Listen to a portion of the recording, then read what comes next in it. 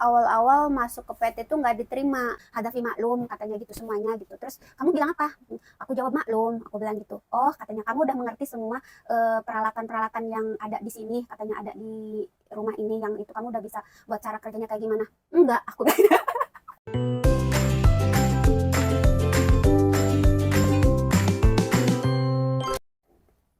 Hai guys, assalamualaikum warahmatullahi wabarakatuh. Welcome to back aku channel. Eh, Gimana kabar hari ini? Sehat? Alhamdulillah ya. Kita ngeteh dulu guys. Bismillahirrahmanirrahim. Hangat. Aduh, kegoris guys. Kegoris. Lihat. Kalian jangan salpok sama kukuku ya. Ya, ini adalah kutek guys. Baru tadi pagi aku pakai kutek karena ada tamu, jadi aku pakai kutek. Kita ngemil-ngemil dulu sambil cerita-cerita ngobrol-ngobrol ya. Aduh. Aku tadi habis nganterin anak sekolah. Hari ini berangkat lebih awal, berangkat jam 7.15. Kata majikan aku dia jam 8 kurang 15 menit harus sudah nyampe sekolahan. Jadi hari ini berangkatnya lebih awal. Gitu guys. Terus habis pulang dari nganterin anak sekolah, aku udah beres-beres rumah, udah nyapu, udah pokoknya udahlah semua, tinggal ngegosok baju aja yang belum, dan udah masak nasi juga tadi buat buat nanti jam 12 nganterin makan siangnya dia si bocil. Dan saatnya aku istirahat sejenak sambil ngeteh. Sebenarnya tadi udah minum kopi pagi itu sebelum nganterin anak berangkat sekolah, itu sambil nunggu dia sarapan aku minum kopi, tapi harapannya rotinya belum aku makan. Aku nggak tahu kenapa kalau pagi itu kayak nggak ada selera buat sarapan gitu guys, jadi cuma minum kopi aja. Sekarang mau ngemil-ngemil dulu. Kalian tahu cek. Nah ini tuh potato chip rasa tomato. Jadi dia tuh itu tomat guys, nggak pedes ya, nggak pedes. Kemarin aku beli yang warna hitamnya itu pedes, ada cabenya, tapi ini yang tomat yang tomatnya aku cobain ya. Ini tuh kayak yang les gitu nggak sih, tapi kayaknya enak.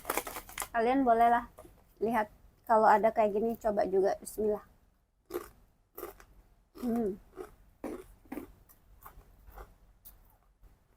不错，好吃。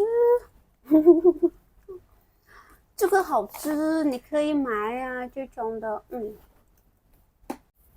Oh ya guys, aku mau cerita sedikit aja pengalaman aku, cerita yang waktu masih pertama banget kerja ke luar negeri, yaitu ke Arab. Pada saat itu aku nggak tahu tahun berapa ya, tapi usiaku itu 18 sama 19 tahun. Cuma di situ aku tuh emang dulu waktu di Indonya juga nggak pernah yang namanya gaul sama temen, nggak pernah keluar kemana-mana, selalu di rumah. Orang teman-teman aku bilang bisa dibilang anak rumahan gitu, nggak kemana-mana karena emang nggak main kemana-mana. Nggak, maksudnya nggak ke Jakarta, nggak ada pengalaman sama sekali, itu pertama banget. Nah terus aku di PT itu nggak lama juga, 1 bulan, kayaknya 1 bulanan lah gitu kan terbang, karena pada saat itu kan kita emang nggak pernah lama proses itu.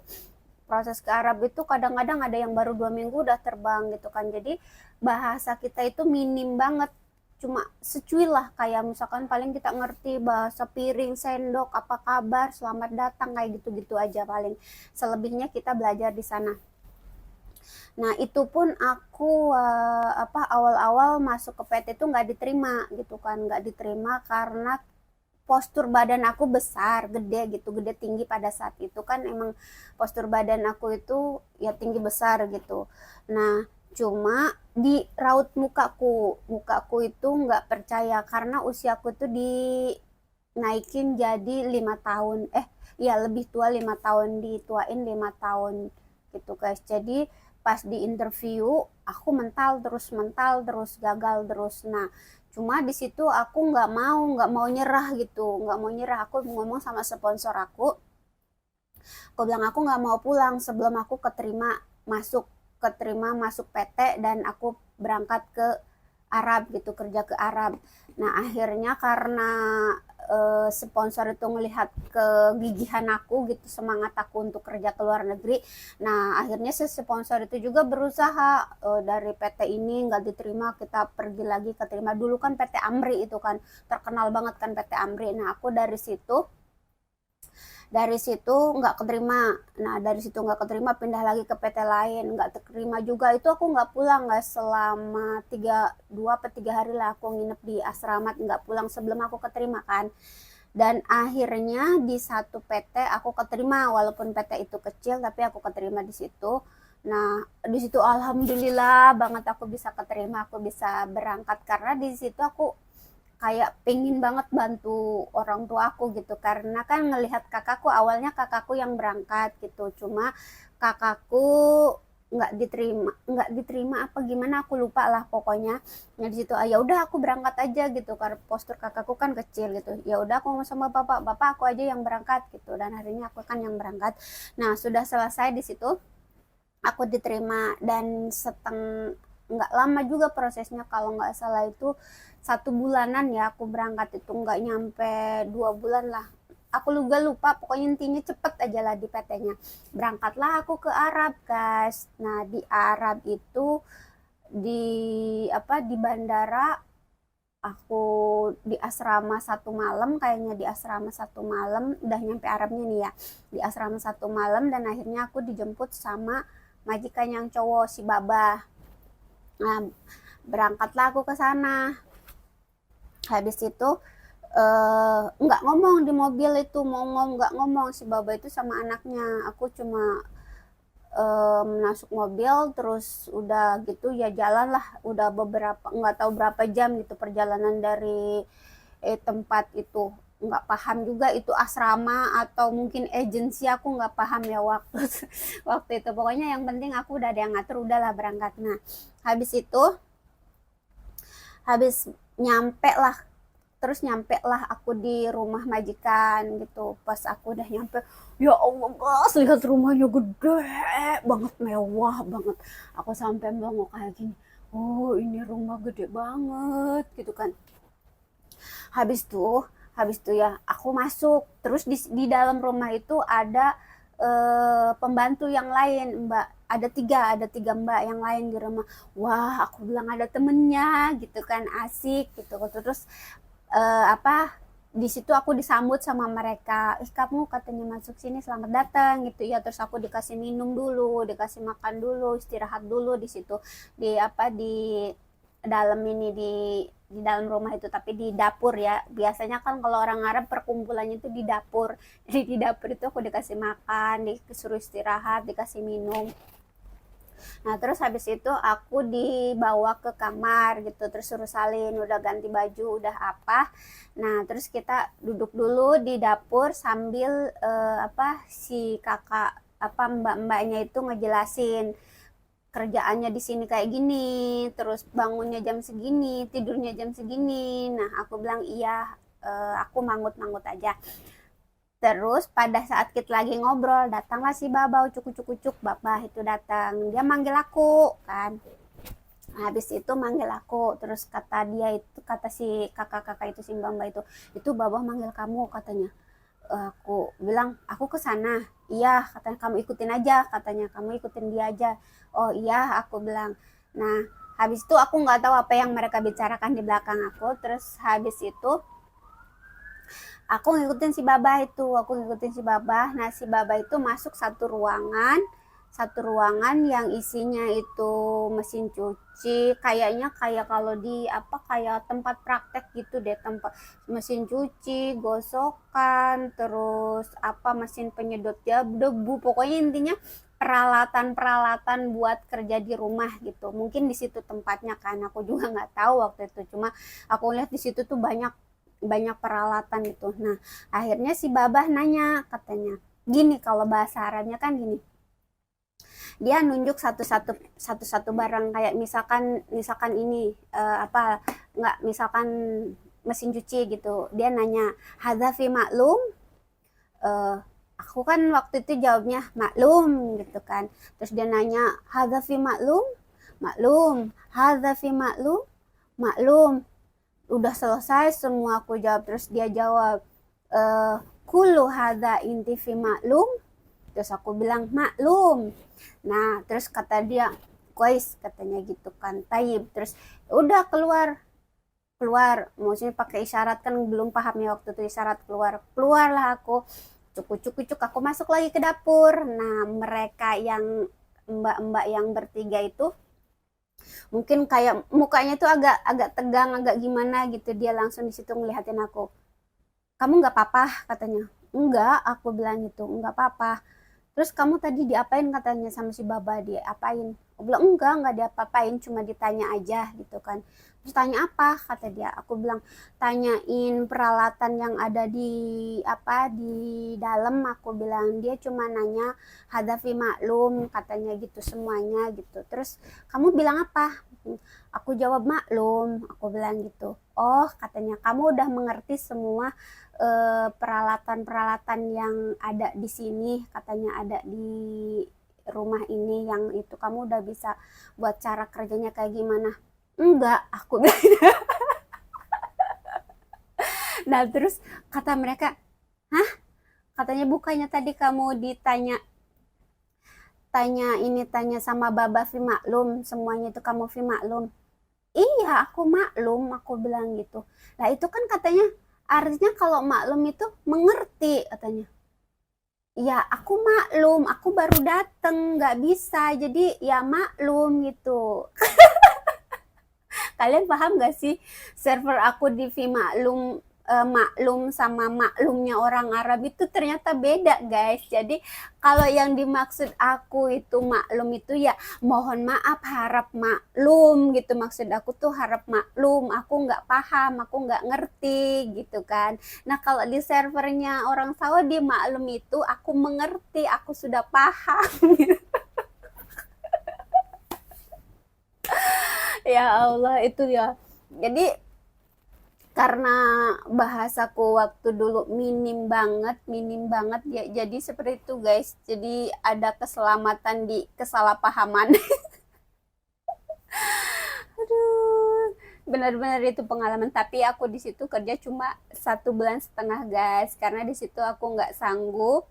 Yang kalau kamu udah nonton video aku yang waktu aku ngelempar apa, ngelempar vakum cleaner itu, ya di masih majikan ini juga guys. Sebenarnya di majikan itu banyak banget cerita-cerita yang kayak takut tapi apa ya, lucu gitu. Banyak banget kejadian-kejadian di situ. Walaupun aku cuma 1,5 bulan di situ, nggak lama kerjaku, karena emang fisikku yang apa, yang awalnya badanku yang dulu awalnya gede, tinggi, gede gitu, gemuk, jadi kurus banget guys, karena satu di faktor pekerjaan juga, terus kurang tidur juga ya, mungkin karena kita pola makan juga nggak teratur di situ. Jadi akhirnya aku di situ sering sakit dan pingsan terus.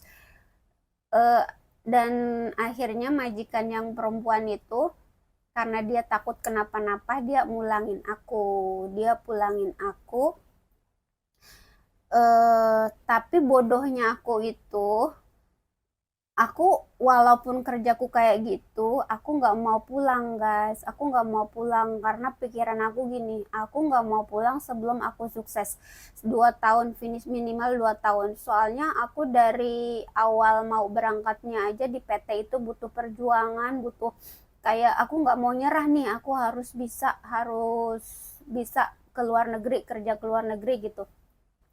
Jadi apa namanya, kalau sampai aku pulang gagal, gimana orang tuaku gitu, aku pulang nggak bawa uang gitu, cuma 1,5 bulan kan. Tapi di situ diingatkan juga sama teman aku yang ini, yang udah lama di situ, kayak dibujuk lah ibaratnya, gini katanya, kamu nggak apa-apa pulang sekarang, karena kamu lagi sakit, nanti kalau kamu udah sembuh kamu boleh balik lagi ke sini. Nah di situ aku baru, oh iya boleh aku kakak ke sini lagi, boleh katanya gitu. Mungkin karena di waktu itu pikiran aku kayak emang bisa dibilang bodoh atau polos apa gimana, aku juga nggak tahu, nggak ngerti. Pada saat itu emang aku nggak ada pikiran apa-apa, walaupun kerjaku kayak kayak gitu, terus kejar-kejaran, kurang tidur, kurang apa, tapi iya aku nggak mau pulang dari situ sebelum 2 tahun finish. Sedangkan yang mereka aja, mereka yang udah lama di situ pengen pulang nggak bisa dipulangin kan, aku yang dipulangin secara nggak minta gitu, malah nggak mau gitu kan. Nah akhirnya setelah aku dibujuk sama Kak Lela, dia kalau nggak salah orang NTB apa NTT, nah aku mau, ya udah nggak apa-apa. Tapi di situ alhamdulillahnya emang rezeki nggak kemana ya guys ya, aku dibawain oleh-oleh satu koper yang isinya itu jam tangan, pokoknya semua oleh-oleh buat di rumah gitu, kayak kurma apa segala macam, baju segala macam tuh full penuh guys satu koper itu.